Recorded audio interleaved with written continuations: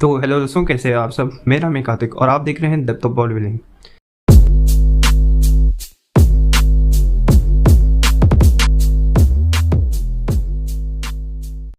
इस वीडियो में हम बात करेंगे Mister Olympia men's open division के रिजल्ट्स के बारे में। हाँ, अभी ही सुबह ओपन डिवीजन के रिजल्ट्स आ चुके हैं, क्लासिक फिजिक के भी, बट इस वीडियो में हम स्पेशली बात करेंगे ओपन डिवीजन के रिजल्ट्स के बारे में। तो 16 प्लेस पर आते हैं वुवेन मुरा। हाँ, वुवेन मुरा 16 प्लेस पर क्यों आए ये भी डाउट हो रहा होगा, क्योंकि वो उनकी प्लेसिंग थी 10th पिछले साल। क्यों नहीं हुआ मैं बताता हूँ क्योंकि उनकी फिजिक में वो कंडीशनिंग और मसल सेपरेशन प्रेजेंट थी, बट वो अच्छे से फुल नहीं कर पाए। मीन्स अपनी फिजिक में वो फुलनेस नहीं ला पाए, मीन्स कार्विंग अच्छे से नहीं हुए उनकी फिजिक में, और जो मसल पॉप होने चाहिए और जो उनके शोल्डर्स थे वो अच्छे से पॉप नहीं हो रहे थे, जिस वजह से आई थिंक इनकी प्लेसिंग डिक्लाइन हुई है। बैक में थिकनेस बहुत अच्छी थी, बट जैसे मैंने कहा कि फुल अच्छे से नहीं हुए थे, जिस वजह से हर एक मसल पॉप नहीं हो रही। 15 प्लेस पर है रीगन ग्राइम्स। जैसे मैंने कहा, Regan Grimes British Grand Prix में जैसे थे वैसी ही फिजिक लाई है उन्होंने, कंडीशनिंग और पील।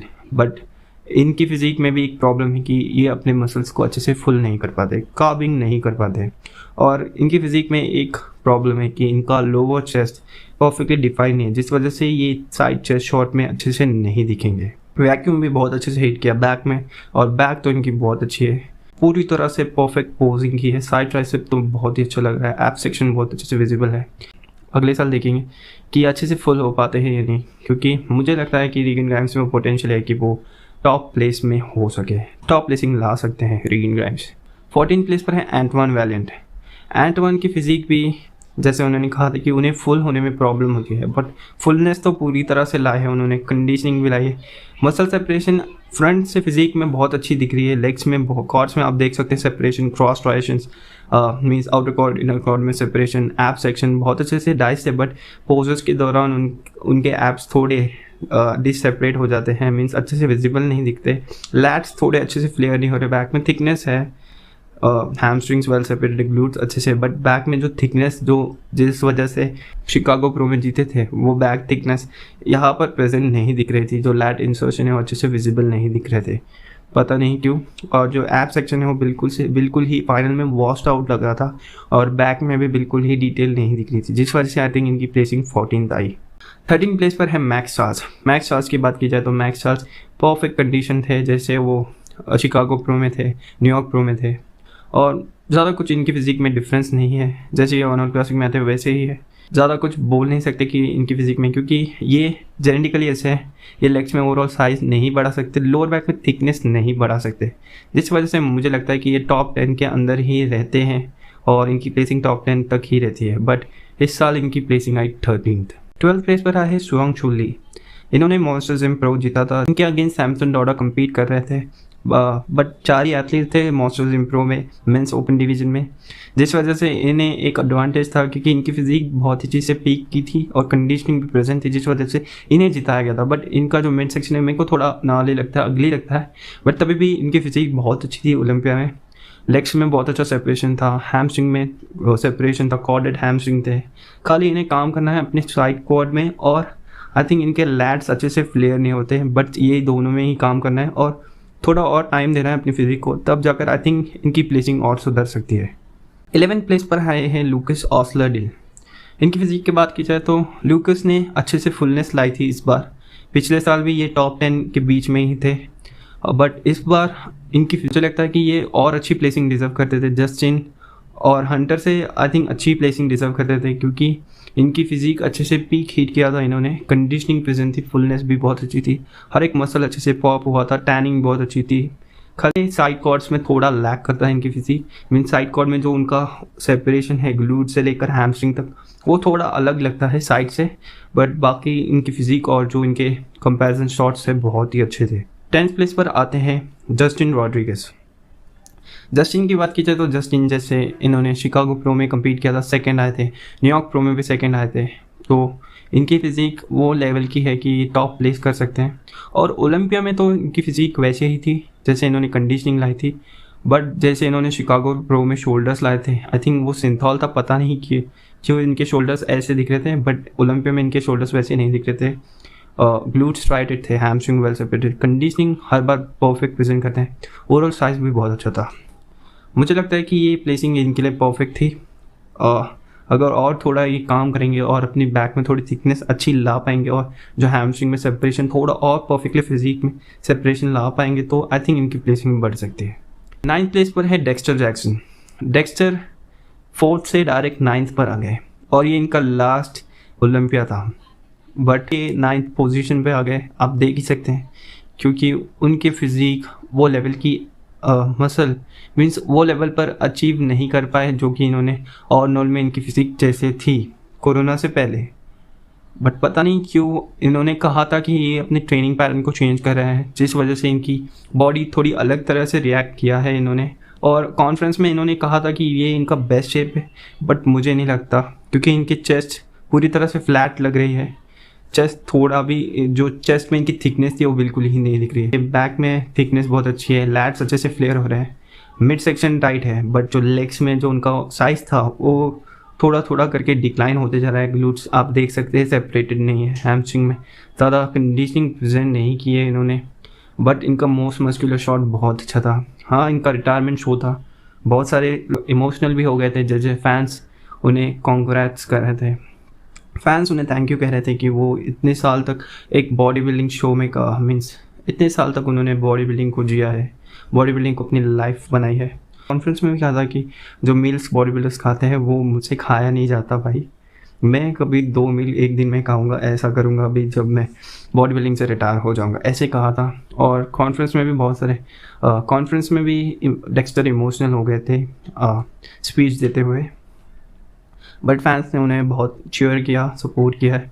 और इतना टाइम तक कोई एथलीट ओलंपिया में कम्पीट कर रहा है या बॉडी बिल्डिंग में कम्पीट करना है, ये बहुत ही अलग बात है। मीन्स एक चेंज लाया है डेक्स्टर ने बॉडी बिल्डिंग इंडस्ट्री में। एज से ज़्यादा कुछ नहीं, मीन्स एज एक नंबर है, उससे ज़्यादा कुछ नहीं। आप कभी भी बॉडी बिल्डिंग खेल सकते हैं और अपनी फिजिक को आपको स्मार्टली ट्रेन करना होगा बस। 8th प्लेस पर है हंटर लब्राडा। हंटर ने थोड़ा इम्प्रूवमेंट किया है अपनी फिजिक में। टैम्पा प्रो में हमने लास्ट टाइम देखा था, चेस्ट में जो वो सेपरेशन था अलग से वो अभी नहीं दिख रहा था। साइड ट्राइसेप में जो ट्राइसेप है वो बहुत अच्छे से फील्ड है, हॉर्स शू इफेक्ट दे रहा है उनकी फिजिक में। साइड कॉर्ड में बहुत अच्छा सेपरेशन है। जैसे मैंने कहा कि बैक की थिकनेस वो इतनी जल्दी नहीं बढ़ा सकते, बट जो अपर बैक में उन्होंने डिटेल लाया वो बहुत ही अच्छा है। और ये इनका डेब्यू ओलंपिया था तो उसमें उनकी प्लेसिंग 8th आ गई, वो बहुत बड़ी बात है। और जो फ्रंट से इनकी फिजिक है वो तो बहुत अच्छी है, बट इनको थोड़ा कॉर्ड्स में अपने इनर और आउटर कॉर्ड्स में थोड़ा सेपरेशन लाना होगा। और जो ऐप सेक्शन है वो थोड़ा अच्छे से उन्हें डायल मीन्स उन्हें थोड़ा सेपरेटेड रखना होगा, ऑब्लिक्स को थोड़ा विजिबल करना होगा। 7th प्लेस पर है इयन वैलियर। इयन वैलियर ने तो बाकी सब फैंस को और जो भी इन्हें क्रिटिसाइज कर रहा था न्यूयॉर्क प्रो में, शिकागो प्रो में और टैम्पा प्रो में, सबको इन्होंने शॉक कर दिया क्योंकि इन्होंने वो कंडीशनिंग और मसल सेपरेशन प्रेजेंट की ओलंपिया स्टेज पर। इनकी फिजिक परफेक्टली पीक की, मीन्स इनकी फिजिक ने परफेक्टली पीक किया था। फुलनेस बहुत अच्छी थी, थोड़ी और फुलनेस होती तो आई थिंक इनके आर्म्स थोड़े और अच्छे दिखते थे। वैस्कुलरिटी लेवल बहुत अच्छा था और जो ग्लूट्स में स्ट्राइशंस और हैमस्ट्रिंग में वेल सेपरेशन बहुत अच्छा था। बैक में थोड़ा थिकनेस आई थिंक लैट्स में बढ़ा सकते हैं, वही चाहिए, बट बैक में थोड़ी थिकनेस आई थिंक होनी चाहिए थी इयन वैलियर की। आई थिंक बैक में थोड़ी थिकनेस को इम्प्रूव करेंगे वो अगले साल, बट इस साल तो इन्होंने पूरी तरह से शॉक कर दिया और आई थिंक ये डिज़र्व करते हैं 7th प्लेस। 6th प्लेस पर है अकीम विलियम्स। अकीम ने भी शॉक कर दिया क्योंकि इन्हें फर्स्ट कॉल आउट में बुलाया गया था। फाइनल से तो निकल गए थे क्योंकि फर्स्ट कॉल आउट में इन्हें टॉप 6 में लाया गया था और पता नहीं था कि सच में अकीम टॉप 6 में प्लेस होने वाले हैं क्योंकि इनकी प्लेसिंग लगभग 10th रहती है। हाँ, क्योंकि इनके पास अल्टीमेट मास है बट इनके पास वो कंडीशनिंग नहीं थी जो कि इन्होंने इस साल प्रूव कर दी थी शिकागो प्रो में कंडीशन आकर, और ओलंपिया में इन्होंने कंडीशनिंग प्रेजेंट की है वही। और इनकी फिजिक बहुत ही अच्छी थी, खाली इन्हें कंडीशनिंग चाहिए थी क्योंकि जजेस कहते थे कि अगर एक कंडीशन आ गए तो ये टॉप प्लेस कर सकते हैं और उन्होंने किया भी। 5th प्लेस पर है विलियम बोनैक के लिए ये इस साल बहुत ही डिसअपॉइंटिंग रहा और मुझे लगता है कि ये सिर्फ अपने लेग्स की वजह से हार गए क्योंकि साइड क्वाड में जो साइज़ चाहिए था इन्हें और जो साइज़ था पिछले साल वो बिल्कुल ही इस साल प्रेजेंट नहीं था। ऑर्नोल्ड ओहायो में भी इनकी लेग्स बहुत अच्छे थे और वो ऑर्नोल्ड ओहायो में भी जीत गए थे इस साल 2020 ऑर्नोल्ड क्लासिक ओहायो जीते थे विलियम बोनैक, बट उसके बाद उनको लॉकडाउन के बीच में कुछ इंजरी हो गई थी क्वाड में, आई थिंक लेफ्ट क्वाड में, जिस वजह से आई थिंक जो साइज़ रीगेन करना चाहिए था उन्होंने किया, बट वो सेपरेशन साइड से नहीं दिखा पाए। और ओवरऑल फिजिक उनकी भी बहुत अच्छी थी, कंडीशनिंग तो हर बार प्रेजेंट करते हैं, राउंडनेस बहुत अच्छी थी, बट ये कहीं घूम गए। बाकी जो टॉप 4 एथलीट्स थे वो बहुत ही वेल बिल्ड थे और बहुत ही बड़े नाम थे। विलियम बोनाक भी बड़े नाम है, बट ये कहीं गुम हो गए उनके बीच में और इनकी प्लेसिंग 5th आई। 4th पर रहे हादी चुपान, और आपको पता है कि हादी चुपान को वीज़ा नहीं मिला था और ये बीच में ही मझधार में खड़े थे कि ये आएंगे यूएस या नहीं और ओलंपिक में कम्पीट कर पाएंगे या नहीं। हादी चुपान भी टॉप 3 एथलीट्स के बीच में किधर घूम रहे थे कि इन्हें प्लेस 6th करवाया गया या 5th कराया जाए या 4th में, क्योंकि विलियम बोनाक और हादी चुपान के बीच में बहुत सारे शफल्स हो रहे थे कि इन्हें प्लेसिंग क्या दी जाए, क्योंकि दोनों की फिजिक एकदम ही परफेक्ट है, एक ही वेट में कम्पीट करते हैं, वेट क्लास में कम्पीट करते हैं। और मुझे लगता है कि कंडीशनिंग वैसे ही प्रेजेंट की है जैसे इन्होंने 2019 में कम्पीट किया था। और हैनी रेम्बॉर्ड ने जैसे कहा था कि इन्होंने 10 पाउंड्स ऐड किया है अपनी फिजिक में, मुझे तो नहीं लगता, क्योंकि अगर इन्होंने 10 पाउंड्स मसल गेन किया होता तो इनकी राउंडनेस थोड़ी बढ़ जाती, जो कि नहीं है। और आपको पता है कि बिग रैमी आए थे तो हादी चुपान का चांस ही नहीं था कि वो इस साल के ओलंपियाड जीत सकते थे। 3rd प्लेस पर है फिल हीथ। जैसे कि आपको पता है फिल हीथ ने कहा था कि वो अपना 8 टाइटल क्लेम करने आने वाले ओलंपिया में, बट वैसा कुछ नहीं हुआ। और जो रॉक की टीम थी, रॉक और उनकी फॉर्मर वाइफ की जो प्रोडक्शन टीम थी, वो इनकी ओलंपिया सीरीज़ को रिकॉर्ड कर रहे थे, क्योंकि उनको लगता था कि फिल हीथ अपना 8th टाइटल आई थिंक जीत जाएंगे, बट वैसा नहीं हुआ। और आई थिंक फिल हीथ बहुत ज़्यादा डिसअपॉइंट हुए रहेंगे। बट मैं कहना चाहता हूँ कि इनकी फिजिक में क्या इन्होंने अलग किया, क्योंकि इनकी राउंडनेस जो शोल्डर की थी वो आई थिंक बिल्कुल ही फेड हो गई थी प्री जजिंग में ही। और जो मीन्स इनकी फिजिक तो पहले से ही इनका फ्रेम नैरो है, और जैसे जैसे इन्होंने पीते जा रहे थे पोसेस और ये फेड होते जा रहे थे, इनके पास एनर्जी नहीं थी इतनी, और इनके शोल्डर्स आई थिंक और नैरो होते जा रहे थे, लैट्स अच्छे से हिट नहीं कर पा रहे थे। और जो इनका प्लस पॉइंट था इनके लेग्स और बैक, वो तो वैसे ही थे, कंडीशनिंग भी अच्छी थी, बट जो इनका मिड सेक्शन था, जिस वजह से इन्हें क्रिटिसाइज़ किया गया था 2018 में, और जो इनकी सर्जरी होती हर्निया की, वो बिल्कुल ही दिख रहा था, वो स्कार वही था चेस्ट के नीचे। और जो इनका मिड सेक्शन हमें लग रहा था कि एकदम रिप्ट आएगा 6 पैक, वो बिल्कुल ही ऐसा नहीं था, इनके 2 अपर एप्स ही दिख रहे थे। पूरे फैंस जो पूरा हाइप था फिल हीथ के बारे में वो वैसा ही था, बट जो मिड सेक्शन के बारे में सोचकर चल रहे थे कि फैंस को इनका परफेक्टली रिप्ट और डाइस्ड मिड सेक्शन देखने मिलेगा, वो बिल्कुल ही नहीं दिखा, जिस वजह से I think Phil Heath 3rd place हुए। बट अगर इनका मिड सेक्शन पूरी तरह से फिक्स्ड होता, आई थिंक तभी भी ये नहीं जीत पाते थे, क्योंकि बिग रैमी मैथ्स और कंडीशनिंग में इन्हें बीट कर दिया था और ये फेड भी होते जा रहे थे, जिस वजह से आई थिंक फैंस थोड़े निराश हो गए। 2nd प्लेस पर आए हमारे फॉर्मर मिस्टर ओलंपिया चैम्पियन, यानी कि 2019 मिस्टर ओलंपिया चैम्पियन ब्रैंडन करी ने तो बहुत सारे इम्प्रूवमेंट किए थे अपनी फिजिक में, मीन्स लेग्स में डीप कट्स थे इनके, ग्लूट्स में स्ट्राइसन था, हैमस्ट्रिंग में इतना साइज उन्होंने नहीं गेन किया, कॉर्ड्स में भी जो साइड कॉर्ड्स में जो सेपरेशन चाहिए था वो नहीं था, बट जो इनके फ्रंट से कॉर्ड्स में सेपरेशन है, जो डीप कट्स हैं, वो बहुत अच्छा काम किया उन्होंने। मिड सेक्शन और टाइट था इनका और बिल्कुल ही ब्लोटेड नहीं लग रहा था इनका गट। कंडीशनिंग प्रेजेंट की बैक में तो इनकी थिकनेस है ही, बट ये अपना टाइटल क्लेम नहीं कर पाए, डिफेंड नहीं कर पाए और बन गए बिग रैमी इस साल के ओलंपिया चैम्पियन। बट मुझे लगता है कि इन्होंने अपना बेस्ट ही दिया, इससे ज़्यादा ये नहीं कर सकते थे और आई थिंक अगले साल भी ट्राई करेंगे अपने टाइटल को क्लेम करने की। आई थिंक अगले साल बेटर पैकेज लाएंगे, लेग्स में थोड़ा और इनको इम्प्रूवमेंट करना चाहिए और बैक में थोड़ी लोअर बैक तक जो थिकनेस चाहिए वो आई थिंक इन्हें लानी चाहिए। 1st प्लेस पर है बिग रैमी और बिग रैमी ने तो एकदम धमाका ही कर दिया और वो बन गए इस साल के ओलंपिया विनर। इन्हें हर एक ऑब्स्टिकल मीन्स इस साल तो इन्हें सबसे ज़्यादा प्रॉब्लम्स उठानी पड़ी। अर्नोल्ड ओहायो में इन्हें पीक करने नहीं मिला, मीन्स इन्होंने कंडीशनिंग नहीं प्रेजेंट की, तभी भी इनकी प्लेसिंग 3rd आई। ऑस्ट्रेलिया में इन्हें कम्पीट नहीं करने दिया कोरोना की वजह से। बाकी जो प्रो शोज थे क्वालिफिकेशन के लिए उनमें इन्हें कोरोना की वजह से नहीं जाने मिला क्योंकि ये कोरोना पॉजिटिव थे और बाकी शोज़ में इन्हें ट्रैवल रेस्ट्रिक्शन की वजह से जाने नहीं मिला। तो बहुत ज़्यादा स्ट्रेस था इनकी माइंड में कि ये compete कर पाएंगे या नहीं, बट इन्हें स्पेशल इनवाइट दिया गया, मिस्टर ओलंपिया से भेजा गया और इन्होंने एक्सेप्ट भी किया।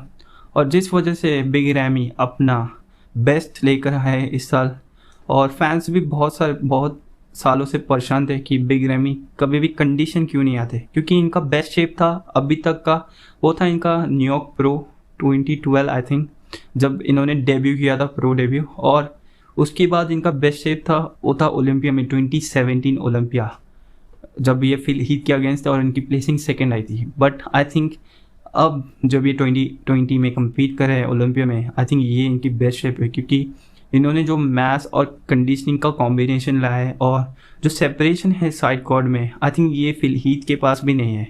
ग्लूट्स देखिए आप, separation, striation, muscle fibres, hamstring well separated है। ग्लूट्स में साइड से आप देख सकते हैं जो लाइंस, वो आई थिंक फिल हीथ के पास भी नहीं है। और अब बहुत अच्छी थिकनेस थी बैक में, कंडीशनिंग भी बहुत अच्छी थी, लैट्स बहुत अच्छे से फ्लेयर हो रहे थे। कुछ नहीं है बोलने के लिए, हर एक मसल पार्ट, हर एक चीज़ ऑन पॉइंट थी। और ये इनका बेस्ट टाइम था बिग रैमी का, और बिग रैमी जीत गए। देखना हो कि ये अपना टाइटल रिक्लेम या डिफेंड कर पाएंगे अगले साल या नहीं, क्योंकि शॉन रोडन आने वाले हैं अगले साल के ओलंपिक में। और शॉन का फेस भी आई थिंक उनकी बेस्ट शेप थी 2018 में, बट वो कंटिन्यू कर पाएंगे या फिर हीथ जैसा, आई थिंक फिल हीथ जैसी उनकी फिजिक हो जाएगी, मीन्स डिक्लाइन होते जाएगी। जैसे रॉनी कोलमन ने कहा था कि अगर आप एक बार बॉडी बिल्डिंग शो को छोड़ डालते हैं अपने बेस्ट के बाद, तो आई थिंक उनकी फिजिक भी वैसे ही डिक्लाइन होते जा रही है। बट बिग रैमी तो आई थिंक बिग रैमी अगले साल भी कम्पीट करेंगे, क्योंकि वो ओलंपिया चैम्पियन है और इन्हें क्वालिफिकेशन की ज़रूरत नहीं, क्योंकि ये मिस्टर ओलंपिया बन चुके हैं।